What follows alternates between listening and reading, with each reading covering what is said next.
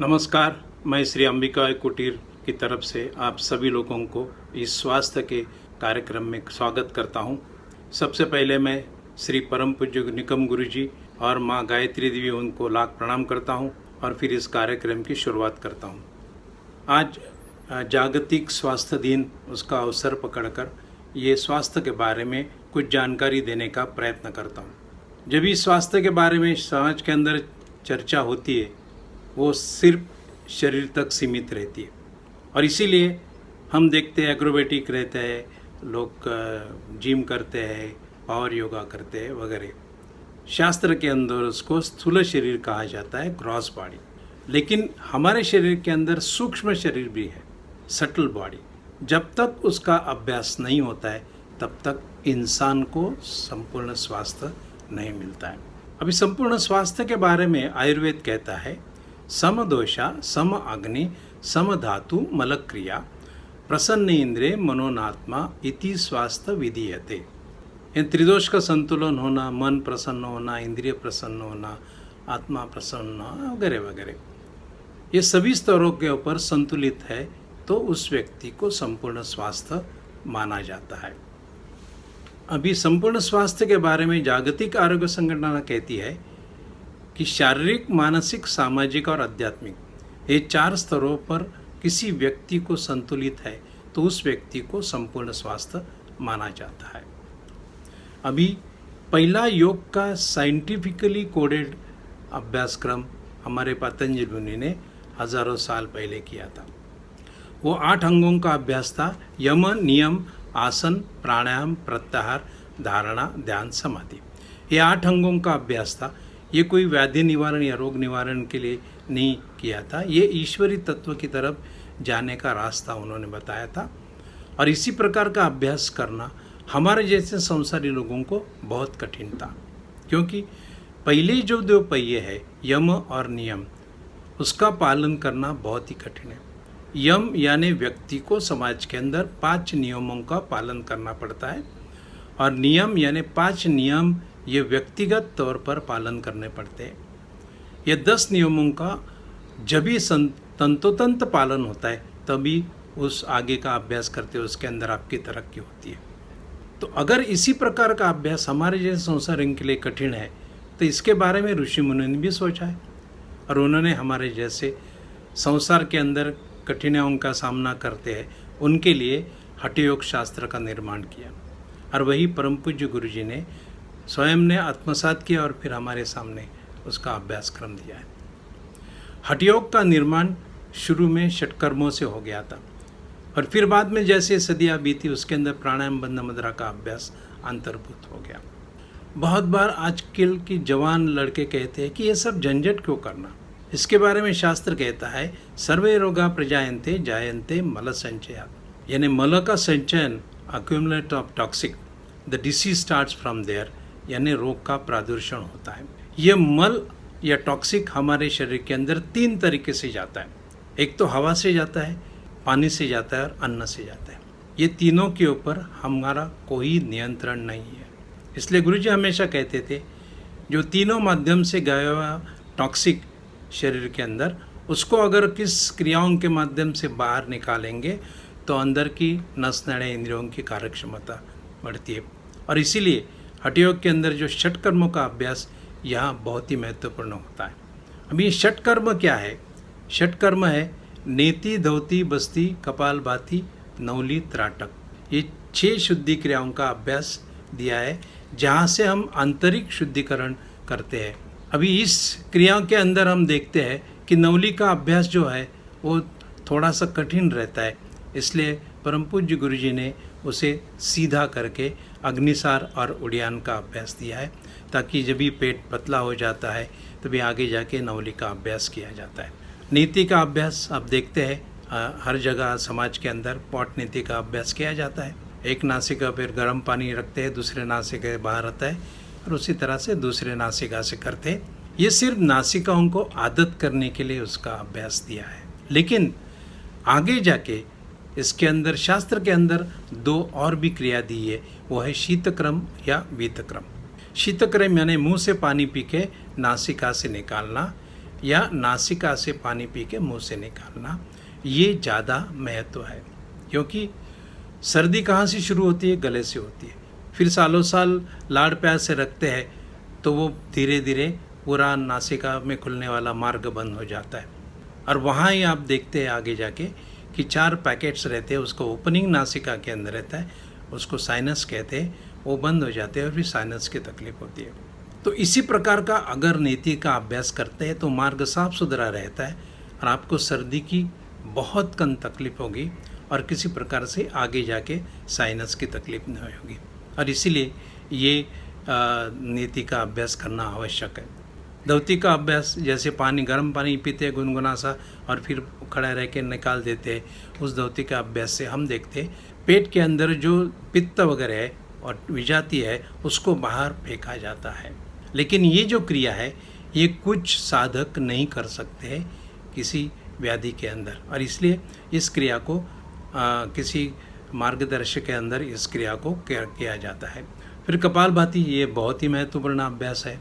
उसके अंदर देखते हैं श्वसन के मार्ग, फेफड़े के अंदर कोष्ठ खोलने की इस क्रिया के माध्यम से होती है। इसलिए कपालभाति ये बहुत ही महत्वपूर्ण अभ्यास है। और त्राटक, ऊपर के विचारों को अगर उसको नियंत्रित करने, विचारों को नियंत्रित करने के लिए त्राटक का अभ्यास दिया है, और ये आगे जाके हम थोड़ा सा उसको संक्षिप्त में जानकारी देंगे। अभी हम एक जो महत्वपूर्ण क्रिया है उसके बारे में थोड़ी चर्चा करते हैं, और वो है कपालभाति। कपालभाति ये उदर श्वसन कहा जाता है, एब्डोमिनल डायफ्रामेटिक ब्रीदिंग कहा जाता है, जहाँ पेट और सीने के बीच में डायफ्राम को इस्तेमाल किया जाता है। जब भी कपालभाति का अभ्यास किया जाता है तभी पेट अंदर बाहर होता है, उसी तरीके से ये डायफ्राम को या पटल को ऊपर नीचे किया जाता है ताकि पुराना श्वास फेफड़े के अंदर है वो बाहर फेंका जाता है। हम ज़रूरत से ज़्यादा श्वास आगे जाके भरेंगे तो दोबारा श्वास लेने के लिए समय लगता है। इसी तरह से श्वसन की गति यहाँ कम की जाती है, और इसीलिए ये कपालभाति का बहुत ही महत्वपूर्ण है। दूसरी महत्वपूर्ण बात है कि फेफड़े का ऊपर वाला हिस्सा और नीचे वाला ऐसे लॉजिकली है, फेफड़ा तो एक ही रहता है। जब भी हम बैठे जॉब करते हैं, ज़्यादा शारीरिक हलचल नहीं होती, तो हमारा श्वसन ऊपर से ही होता है और यह सालों साल चलता रहता। लेकिन जब भी हम कठिन परिस्थिति में रहते हैं, स्ट्रेस के अंदर रहते हैं, तभी हम देखते हैं कि हमारा श्वसन फेफड़े के नीचे से हिस्से से होता है और जहाँ प्राणवायु की कमी होती है। और इसीलिए हम देखते हैं किसी नज़दीक की व्यक्ति गुजर जाती है तो उस नज़दीक के व्यक्ति के अंदर आप देखते हैं वॉमिटिंग होता है, लूज मोशन होता है, गिडीनेस होता है। ये इसका परिणाम क्या है? यहाँ प्राणवायु की कमी होती है। और जैसे आप कपालभाति का अभ्यास करते हैं तो पूरा फेफड़ा साफ सुथरा किया जाता है और फिर धीरे धीरे आपकी क्षमता बढ़ाई जाती है। अब इसके बाद में दूसरी महत्वपूर्ण बात क्रिया है, वो है हम शुरू में जैसे मैंने पहले ही आपको बताया कि अग्निसार और उड़ियान। या अग्निसार के उड़ियान यानी पूरा रेचक निश्वास को निकाल के फिर पेट को हपके मारते हैं, और इसी तरह से आप हपके मारेंगे तो पीछे वाले सभी इंद्रियों के अंदर ये दबाव और तनाव मिलता है। उससे हम देखते हैं कि वहाँ सर्कुलेशन होता है। योग के अंदर बेसिक आप देखते हैं दबाव, तनाव और खिंचाव, ये बेसिक जो है जहाँ से हम देखते हैं कि किसी भी हिस्से के अंदर सर्कुलेशन बढ़ाने के लिए ये तत्व महत्वपूर्ण है। इसलिए ये अग्निसार की क्रिया की जाती है। वैसे ही उड़ियान की क्रिया यानी अग्निसार और उड़ियान की क्रिया के अंदर हम देखते हैं कि पीछे के सभी इंद्रियों की, जैसे बड़ी आती है, छोटी आतो है, लीवर है, पैंक्रियाज है, उसके अंदर अच्छी तरह से मरम्मत होती है। लेकिन इसका उद्देश्य यही रहता है कि उसके अंदर मरम्मत करके उसके अंदर कार्यक्षमता यानी सर्कुलेशन बढ़ा के उसकी कार्यक्षमता बढ़ाना, ताकि हमारा स्वास्थ्य अच्छी तरह से रहे। तो यहाँ तक हम देखते हैं शुद्धि क्रियाओं का अभ्यास होता है। लेकिन शुद्धि क्रिया के अंदर साथ में आपको आसनों का अभ्यास भी होना आवश्यक है कि हड्डी, दो हड्डी को जॉइंट जो रहता है उसके अंदर पकड़ने वाले स्नायुओं के अंदर लचीलापन, उसको स्ट्रांग बनाने के लिए आसनों का अभ्यास दिया है। और यह आसनों का अभ्यास 4 हिस्से के अंदर है, पीठ पर, पेट पर, बैठकर और खड़ा रह के। इस 4 आसनों का अभ्यास हम अच्छी तरह से करेंगे। आसनों के अंदर हम दूसरा एक फ़ायदा देखते हैं कि हमारे 6 महत्वपूर्ण मुख्य ग्रंथि है, उसके अंदर भी इस आसनों के जरिए से दबाव तनाव दिया जाता है। उसके अंदर सर्कुलेशन बढ़ा के उसकी कारक क्षमता, उसके अंदर हार्मोन सिक्रेशन बढ़ाया दिया जाता है, ताकि हमारा वो स्वास्थ्य के लिए एक बहुत ही महत्वपूर्ण ग्रंथि है। और अंत में एक मैं चीज़ बता देता हूँ कि आसनों का अभ्यास करते समय 2 चीज़ बहुत ही महत्वपूर्ण है। एक द मूवमेंट और रिटेंशन टाइम, यानी आपकी गति, जिस गति से आप किसी भी आसन के अंदर अंतिम स्थिति या जहाँ भी रुकते हैं, जहाँ एक मध्यम गति से, एक धीमे गति से जाना और अंतिम स्थिति पर रहना, क्योंकि अंतिम स्थिति पर रहते हैं तो जिस हिस्से को दबाया उस दबे के अंदर सर्कुलेशन होने के लिए थोड़ा समय लगता है, इसलिए उस स्थिति में रहना ये ज़्यादा महत्वपूर्ण है। और उस स्थिति में रहना कितना समय रुकेंगे, जिस गति से आप आए उसी गति से वापस जाएंगे। और इसीलिए ये 2 बहुत ही महत्वपूर्ण हिस्से ये है कि आप एक मध्यम और धीमे गति से जाना और फिर उस अंतिम स्थिति के अंदर रहना, ये महत्वपूर्ण बात इस आसनों के अंदर है। ये तो शरीर तक सीमित हो गई। इस क्रियाओं का, आसनों का अभ्यास करके हम हमारे श्वसन की गति कम करते हैं। यहाँ एक चीज़ अच्छी तरह से होती है कि आप योगाभ्यास करते रहो, रिजल्ट्स अपने आप आते हैं। तो ये तान तनाव के लिए 3 महत्वपूर्ण क्रिया है। तान तनाव विचार से है, और विचारों को गति, विचारों को सकारात्मक और विचारों को दिशा, ये 3 तत्व से हम विचारों के या स्वास्थ्य के, मानसिक स्वास्थ्य के अंदर विचार करते हैं। तो इसकी पहली स्टेज है ये आप विचारों की गति कम की। फिर उसके बाद में हम देखते हैं ये सूक्ष्म शरीर, उसको मानस कहा जाता है, उसको मानसिक स्वास्थ्य के बारे में थोड़ी हम जानकारी देंगे। अभी मन का अस्तित्व नहीं है, लेकिन ऋषि मुनि ने हमारे बहुत ही अच्छी तरह एक सूत्र बताया कि विचारों के प्रवाह को मन कहते हैं। ए flow of thought is called mind.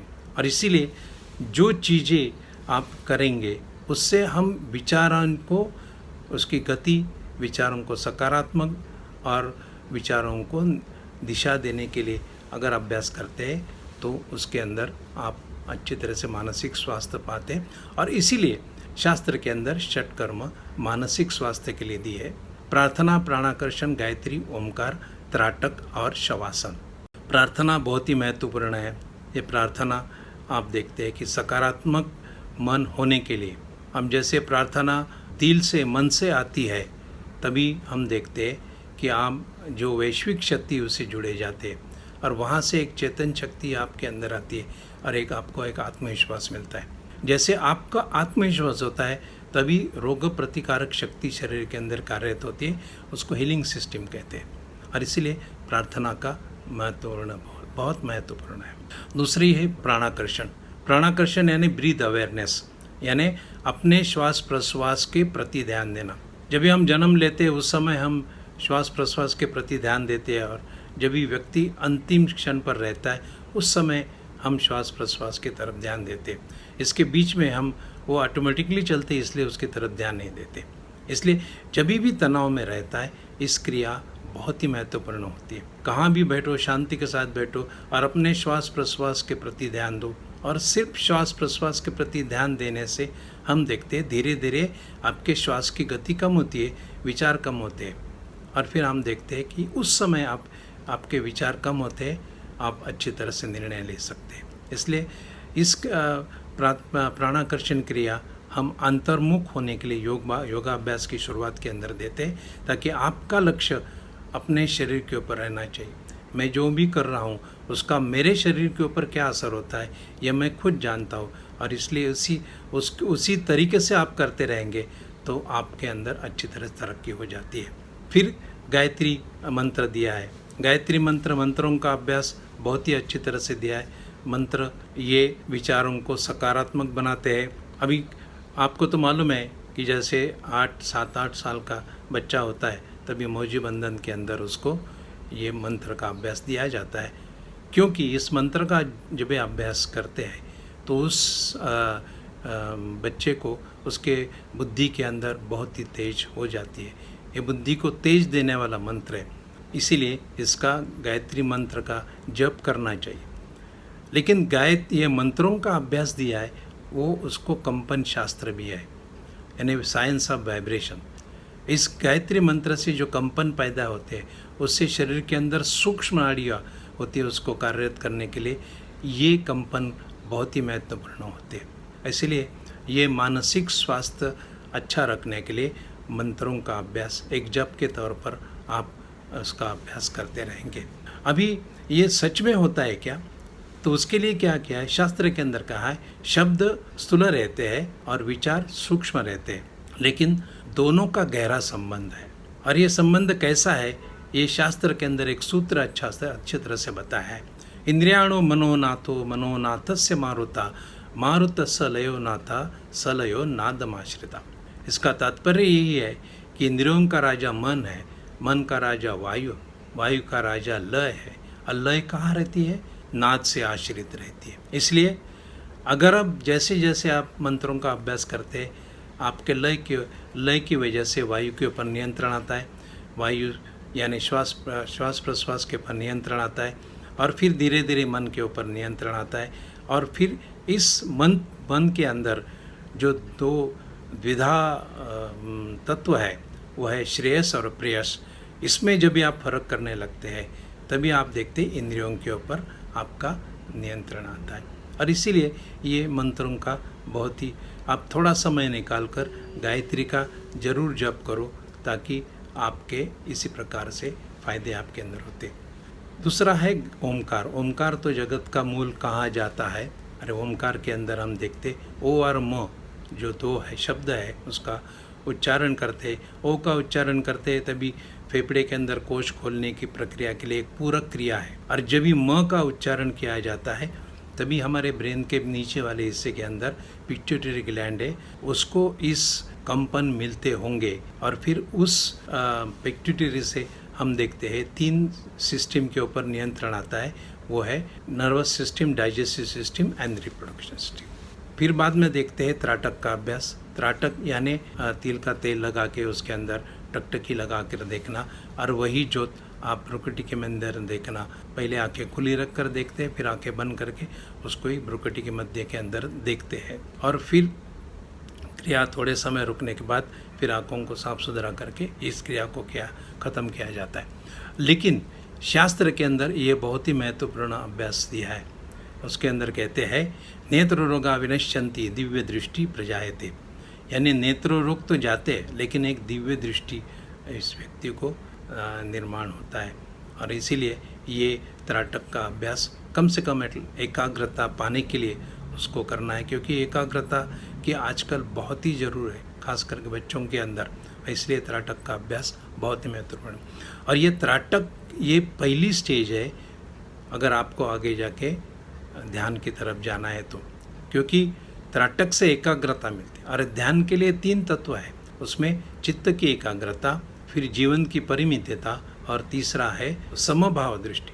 अगर ये 3 तत्व अगर आप अच्छी तरह से आत्मसात करते हैं, तो अपने आप आपका ध्यान हो जाता है। ध्यान कोई सिखाने की ज़रूरत नहीं पड़ती, ध्यान कहीं सिखाने से नहीं होता है। ये 3 तत्व अगर आप आत्मसात करते हैं तो अपने आप ध्यान हो जाता है। और अंत में है शवासन। जब भी बहुत बार ऐसा होता है कि शरीर और मन दोनों थक जाते हैं, फिर उसको विश्रांति देने के लिए ये शवासन का अनुभव दिया है। अगर आप शवासन के अंदर बताए कि शवासनम विश्रांति हरम चित्त विश्रांति कारकम, यानी शरीर को शववत बनाना, कॉन्शियसली एनर्जी को बाहर निकालना और फिर 20 मिनट बाद अंदर लाना, ये अगर आत्मसात करते हैं तो जहाँ भी नींद की कमी होती है वहाँ इस शवासन के माध्यम से आप देखते हैं 2 या 3 घंटे की नींद आपको काफ़ी होती है। और जहाँ भी नींद की कमी होती यहाँ हम उसको इस क्रियाओं के माध्यम से नींद की पूरी करते हैं। और इसीलिए ये मानसिक स्वास्थ्य और शारीरिक स्वास्थ्य का अभ्यास यहाँ पूरा होता है। और आगे जाके इस योग के अंदर शारीरिक और मानसिक स्वास्थ्य का जो अभ्यास किया है, इसके साथ में आहार का भी एक महत्वपूर्ण है, क्योंकि शास्त्र के अंदर कहा है कि हर रोगों के पीछे 4 कारण हैं, और वो है आहार, विहार, आचार, विचार। इसलिए सबसे पहला आहार आता है। आहार के बारे में क्या खाना वगैरह मैंने बताऊंगा, लेकिन 2 रूल परम पूज्य गुरुजी ने बताए। ये पहला है कि कितना खाना, तो उसके अंदर हमें मालूम है कि जो खाना खाते हैं वो पेट तक जाता है, उसके आगे हमें पता नहीं, क्योंकि वो सोरा बंद करके रखा है। लेकिन वही अन्न को आगे जाके 20-25 फुट ट्रैवल करना पड़ता है। और इसीलिए गुरुजी कहते थे कि पेट के 4 हिस्से करो, 2 हिस्से के अंदर अन्न, 1 हिस्सा हवा और 1 हिस्सा पानी के लिए रखो। फिर हम देखते हैं कि ये आपका स्वास्थ्य अच्छी तरह से रखने के लिए ये पहला नियम है। दूसरा है कितना कैसे खाना। तो गुरुजी ने एक मंत्र दिया है, कम खाना खूब चबाना, यही है तंदुरुस्ती का खजाना। में जो भी घास खाते हो अच्छी तरह से चबा चबा कर खाओ, इतना खाओ कि उसको पिया जाता है।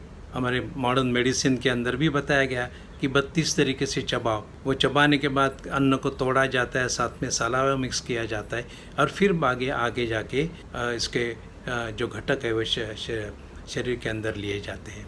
और इसीलिए ये 2 नियम उसको अच्छी तरह से आप आत्मसात करेंगे। लेकिन आजकल की खाने की आदत ऐसी हो गई कि फास्ट फूड ज़्यादा प्रमाण में खाया जाता है, और इसीलिए हम देखते हैं कि जड़त्व या ओबेसिटी इनका निर्माण धीरे धीरे होते जा रहा है। इसका एक उदाहरण मैं हमेशा देता हूँ कि कई साल पहले हम देखते हैं कि टीवी और ऐसे उपकरण बहुत बड़े थे और इंसान दुबला पतला था। लेकिन आजकल 21वीं सदी के अंदर आप देखते हैं कि वही उपकरण एकदम छोटे हो गए, बहुत ही माइक्रो हो गए, लेकिन इंसान धीरे धीरे बढ़ता जा रहा है। और इसका मूलभूत कारण है, इंसान जब भी खाते जाता है तभी उसका पेट बढ़ने लगता है, और पेट और बाकी के यहाँ जड़त्व आता है तो उसका तनाव रीढ़ की हड्डी पर आता है। और फिर इस ओबेसिटी की वजह से हम देखते कि बहुत से विकार आजकल ज़्यादा पॉपुलर हो गए। वो है सर्वाइकल स्पॉन्डिलोसिस है, ऑस्टियोपोरोसिस है, हाइपरटेंशन है, डायबिटिक्स है, और हार्ट ऐसे बीमारियों का शिकार बनता है। और इसीलिए ये शिकार से बचने के लिए आप जब योगाभ्यास करते हो, उसके साथ में अगर जो कुदरत ने चीज़ खाते हैं, फल है, सब्जी है, तो शरीर के अंदर 80% लिया जाता है, और बाकी 20% तो उसका कोई उसके अंदर दुष्परिणाम नहीं होता है। और इसीलिए ये योगाभ्यास में आहार का नियंत्रण करना आवश्यक है अगर आपको अच्छी तरह स्वास्थ्य मिलना चाहिए। आजकल की महामारी के अंदर, समाज के अंदर हम लोगों के मन के अंदर विचार निर्माण होते हैं कि ये महामारी से कैसे बचाएंगे, लेकिन असल में लोगों के मन के अंदर दूसरा ही सवाल है। अब वो सवाल है कि इस महामारी से होने वाले मृत्यु का जो डर है उससे हम कैसे बचाएंगे, और उसको बचाने वाला एक ही शास्त्र है, वो है योगाभ्यास। इसलिए मैं अंत में एक बात बताना चाहता हूँ, ज़िंदगी जीने का मकसद खास होना चाहिए, अपने आप पर विश्वास होना चाहिए, जीवन में खुशियों की कोई कमी नहीं, बस जीने का अंदाज़ होना चाहिए। और ये जीने का अंदाज़ और अपने आप पर विश्वास देने वाला एकमेव शास्त्र है, वो योगाभ्यास है। इसलिए मैं माँ भगवती से प्रार्थना करता हूँ कि इसी प्रकार का अभ्यास करने के लिए आपको बल और वृद्धि प्रदान करे। हरिओम।